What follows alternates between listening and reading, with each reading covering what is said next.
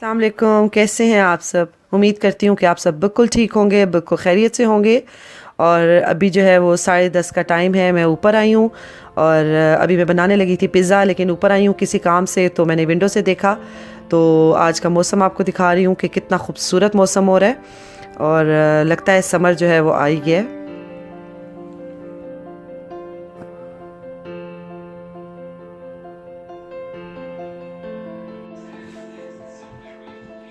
चले तो आज हम बनाते हैं पिज़्ज़ा। आज बना रही हूँ पिज़्ज़ा, तो मैंने कहा आप लोगों के साथ भी अपनी रेसिपी शेयर करती हूँ।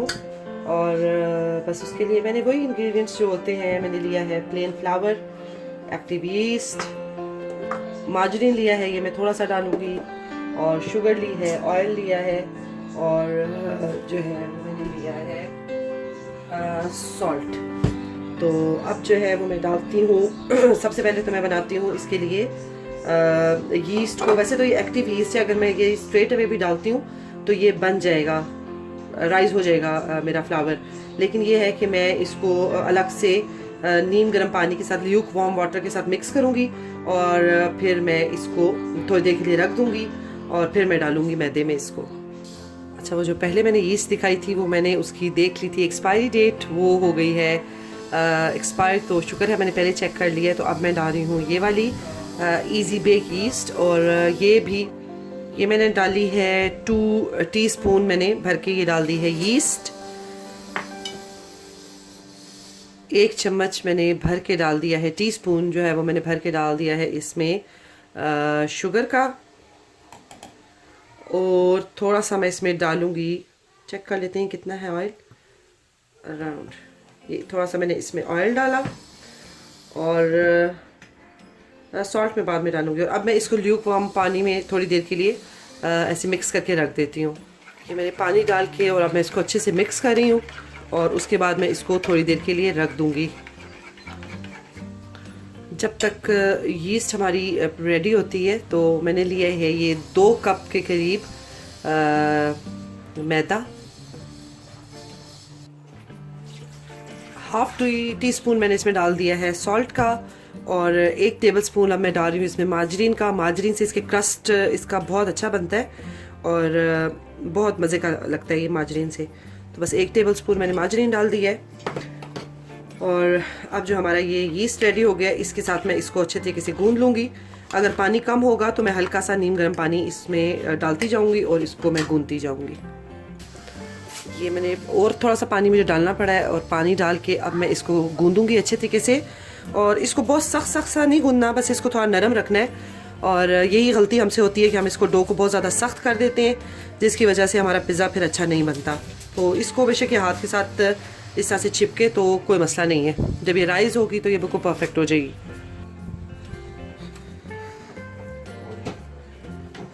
ये 5 मिनट तक मैंने इसको अच्छे से गूंदा है, और अब मैं इसको रखूँगी राइस होने के लिए।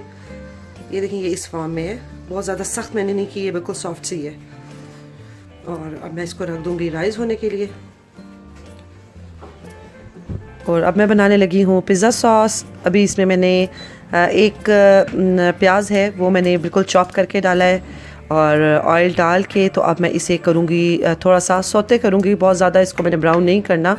और जब ये सौते हो जाएगा तो मैंने ये टमाटर जो है इसकी प्यूरी बना के रखी हुई है, और ये तकरीबन 2 छोटे टमाटर थे वो मैंने डाले हैं।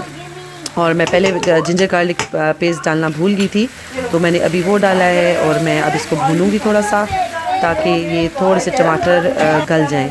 और उसके बाद मैं इसमें डाल रही हूँ ये हाफ टेबल स्पून तकरीबन सॉल्ट डाला है मैंने। ये मेरे पास पड़ी हुई थी टमाटो प्यूरी, मैंने ये डाली है तकरीबन 2 टेबल स्पून आप कह लें, ये मैंने डाली है। 2 से ज़्यादा ही है वैसे, 2.5। और फिर मैंने इसके बीच में डाली है केचप, ये तकरीबन आधे कप से थोड़ा सा कम था। और फिर मैंने डाली है इसमें वाइट पेपर, सफ़ेद जो मिर्च होती है ना, काली मिर्च, काली तो काली होती है, सफ़ेद मिर्च होती है वो डाली है। और बस अब मैं इसको थोड़ा सा भून रही हूँ, और अब मैं इसमें डाल रही हूँ 1 टीस्पून मैंने डाली है ब्राउन शुगर। अगर ब्राउन शुगर नहीं है तो आप हनी थोड़ा सा ऐड कर सकते हैं, या वाइट शुगर भी डाल सकते हैं। तो बस मेरे पास अवेलेबल थी तो मैंने डाल दी है। और फिर उसके बाद मैंने इसमें डाला तकरीबन 1.5 टीस्पून मैंने डाली है इसमें सोया सॉस। और सोया सॉस डालने के बाद थोड़ा सा मैंने इसको भून लिया है। और फिर मैंने इसमें डाली है वुस्टरशायर सॉस। ये मैंने तकरीबन इसमें 2 टीस्पून भर भर के डालें। इसका टेस्ट बहुत अच्छा होता है और बड़ा अच्छा टेस्ट आ जाता है। और फिर उसके बाद मैंने इसमें बेसल, मेरे पास यही था तो मैंने कहा यही ग्राइंड करके थोड़ा सा डाल देती हूँ। अंदाज़े से ही मैंने डाला है, इसका कोई हिसाब नहीं था, बस मैंने अंदाज़े से इसको डाल दिया है। और ये डालने के बाद मैंने इसके बीच में तो तकरीबन 1/2 टीस्पून रेड चिली डाली है। ये 1/2 टीस्पून मैंने डाली है इसमें रेड चिली जाने के बाद इसको मैं थोड़ा सा मिक्स किया। और उसके बाद मैं इसमें डालने जा रही हूँ, ये मेरे पास मिक्स हर्ब्स थे। ऑरिगेनो वैसे मुझे चाहिए था लेकिन मेरे पास ऑरिगेनो नहीं था, और ये मिक्स हर्ब थे जिसके बीच में ऑरिगेनो भी शामिल है। तो ये मैंने डाल दिया है 1 टीस्पून। और चिकन मैंने निकाल लिया है और इसको मैंने ये पीसेस कर लिए हैं। और ये मैं पिज़्ज़े के लिए अब बनाने लगी हूँ चिकन टिक्का, क्योंकि मैं बनाना चाह रही हूँ चिकन टिक्का पिज़्ज़ा। मेरे पास टाइम है इसलिए मैं इसको थोड़ा सा मैरिनेट करके रखूँगी। अगर टाइम नहीं है तो इसको डायरेक्ट भी आप पका भी सकते हैं, तो वो भी सही हो जाता है। अब मैं इसमें डाल रही हूँ 1 टेबल स्पून सिरका, 1/2 टेबल स्पून से भी कम मैंने इसमें डाली है, देखिए इतनी सी है तकरीबन, सोया सॉस।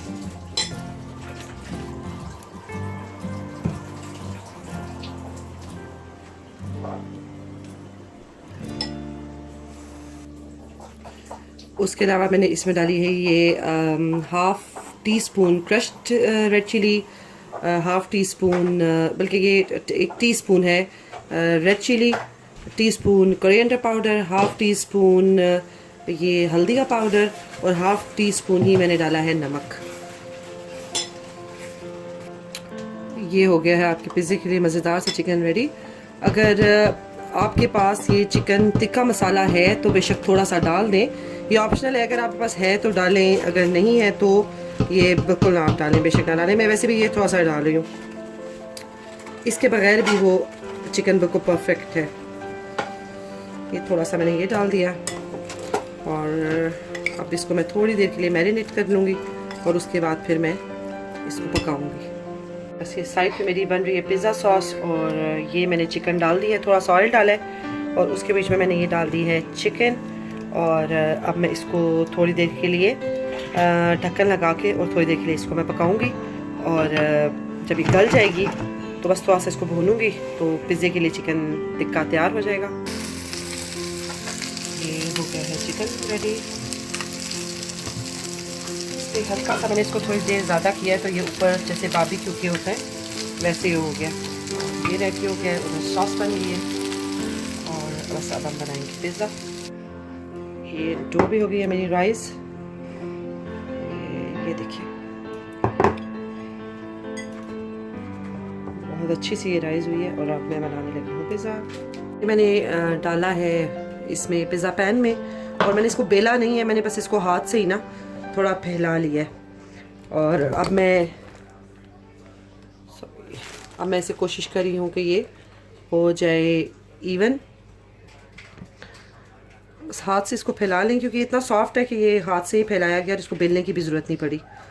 और अब मैं इसको थोड़ा सा हाथ से अच्छे से फैलाऊंगी।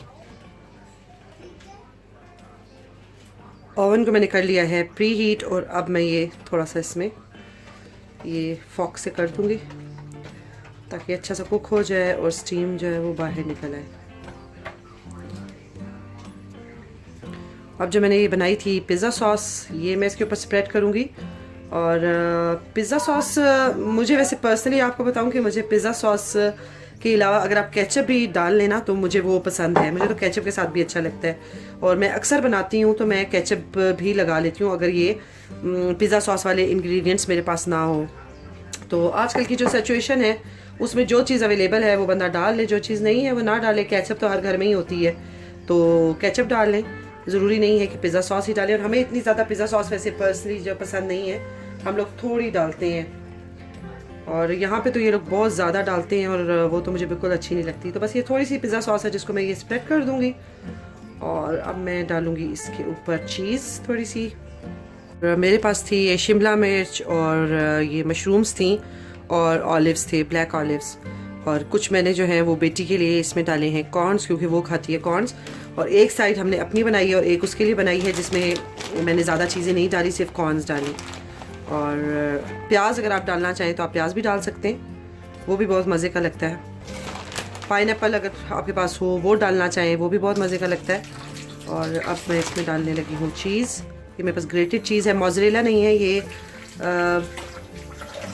ग्रेटेड ब्रिटिश चेडर है ये, लेकिन ये भी फुल एंड क्रीमी है। तो चीज़ आप अपने हिसाब से डालें, जितनी आपको पसंद है आप उतने डाल सकते हैं इसमें।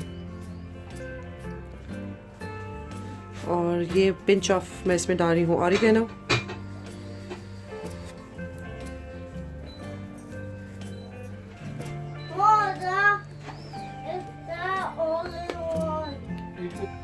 और एक साइड पे अगर आप लोगों को थोड़ा स्पाइसी पसंद है तो आप डालें red chili, crushed red chili. मैंने थोड़ी सी डाली है, एक साइड पे डाली है, और हमें क्योंकि थोड़ा सा स्पाइसी पसंद है तो इसलिए मैंने वो डाल दिया। और अब मैं इसे रखने जा रही हूँ ओवन में। और ये हो गया है हमारा पिज़्ज़ा तैयार और बहुत मज़े का लग रहा है। ज़रूर बनाइएगा और ट्राई कीजिएगा।